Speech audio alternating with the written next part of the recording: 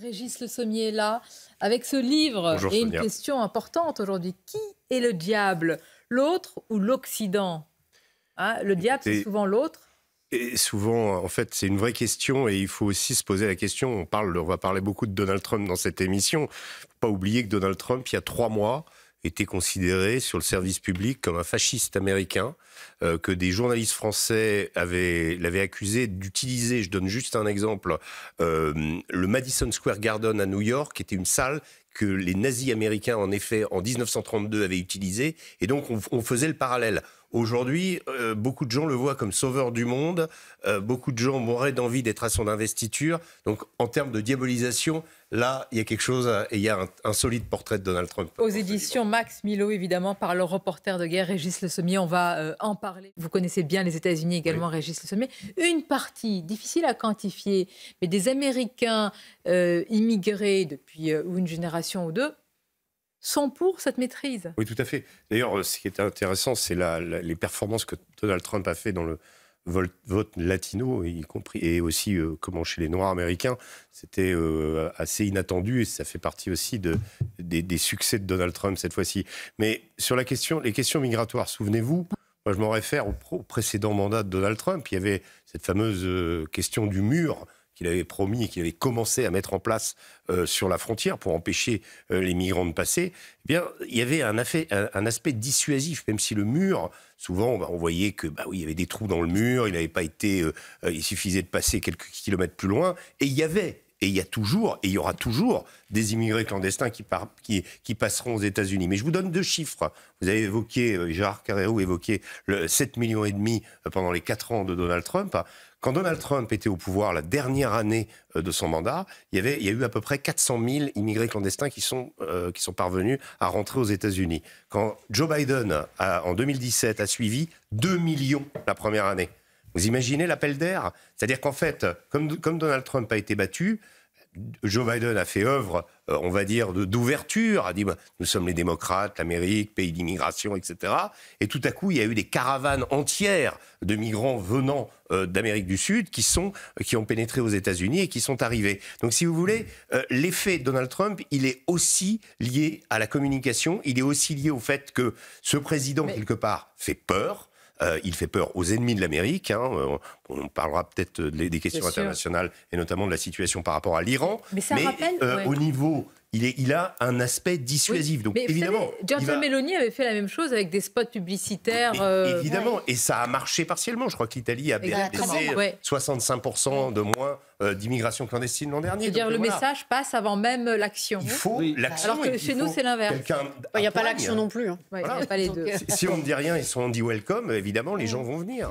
Ça va vous donner de l'actualité également à vous, Régis Le Sommier, ce qui va arriver. Parce que ce qui est promis avec les décrets, là, dès aujourd'hui, en tous les cas, dans les prochaines heures, la révolution, qui ne dit pas son nom, mais quand même, il promet quand même aussi j'exagère, mais des exils, des départs forcés de Washington de certains fonctionnaires pour placer d'autres personnes. Ah oui, c'est la méthode radicale. Il a vraiment en plus...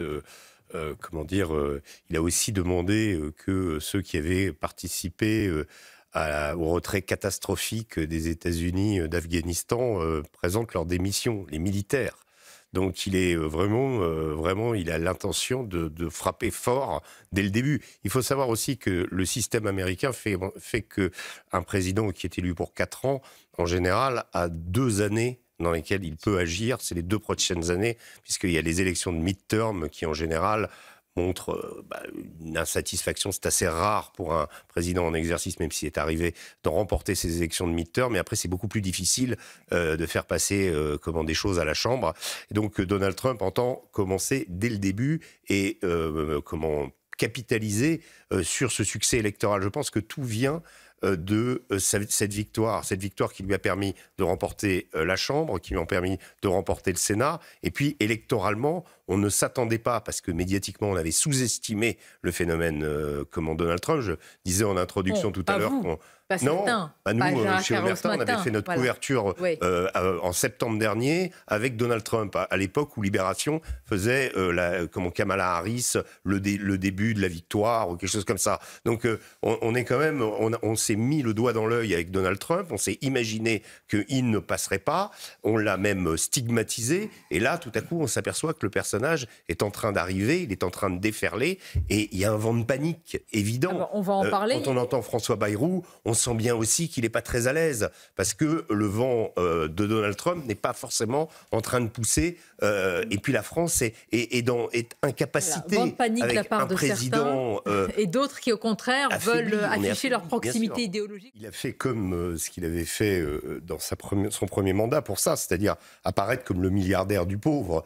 Quand on est une classe déclassée aux États-Unis, quand on est les oubliés de la mondialisation, Trump n'est pas du tout quelqu'un de répulsif. Il n'y a pas l'idée en France, vous savez, quand on voit les milliardaires, Bernard Arnault, François Pinault, on a toujours un petit ressentiment comme quoi ce ne serait pas normal qu'il soit riche. Aux États-Unis, pas du tout. Le pauvre espère devenir riche. Et donc, il n'y a pas du tout d'angoisse là-dessus, ni même sur le côté entrepreneurial impulsé par Trump.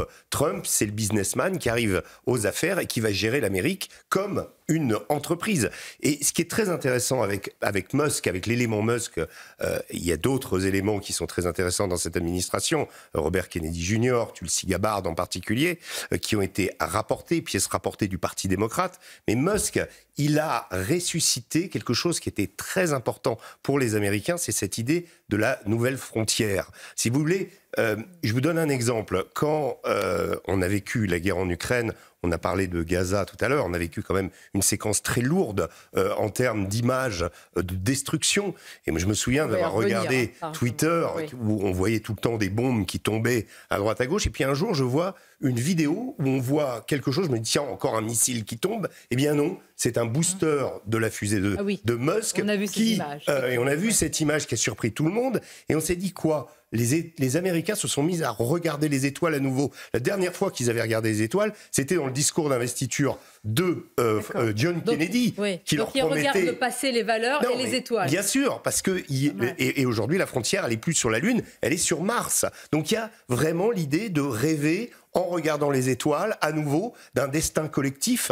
Et ça, Musk joue à merveille là-dessus. Après, il a un rôle beaucoup plus insidieux quand il s'agit justement de manipuler les divers conservatismes en Europe pour tailler des croupières à l'Union européenne et à Macron et Van der Leyen. Voilà. Effectivement, on va continuer à en parler. Tony Blinken qui dit que le Hamas, actuellement, a reconstitué son potentiel de militants qu'il avait avant le 7 octobre. C'est Tony Blinken qui... Alors attendez, à quoi servi tout ça ? Non, mais ils ont reconstitué le nombre de combattants qu'ils avaient avant. C'est les Américains. C'est pas moi qui le dis. Il y a 50% des jeunes qui ont moins de 18 ans. Ce qui est en train de se passer, ce qui est très important aussi, parce qu'on n'a pas évoqué la question militaire. C'est-à-dire que Tsahal exerce une surveillance sur la bande de Gaza, et dans l'accord, il est prévu que cette surveillance permanente de la bande de Gaza, eh bien, elle s'estompe le temps de ces 42 jours. Et les experts israéliens estiment que 42 jours, ça ne suffira pas à ce que le Hamas redevienne une force aussi combattante qu'il a pu l'être.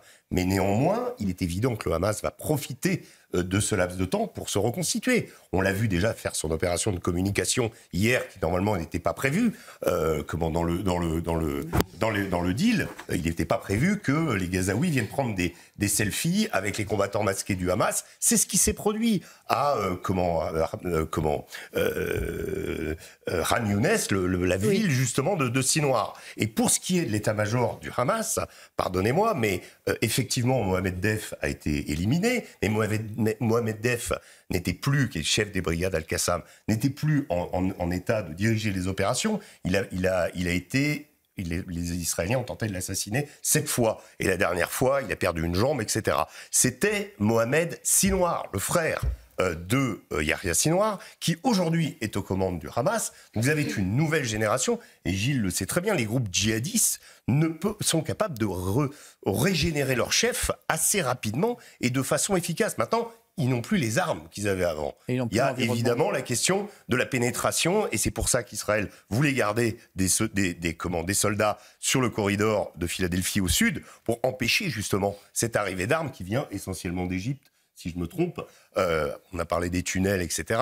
Donc il y a un problème d'armement. Mais si vous voulez, en termes d'effectifs et surtout en termes de représentation politique, quand on entend le ministre des Affaires étrangères israélien attendez, vous allez presque nous dire qu'ils en ressortent plus fort. Comment voulez-vous aujourd'hui proposer une alternative avec une autre force, que ce soit le Fatah ou autre, sur la bande de Gaza? C'est quasiment impossible. J'aimerais juste revenir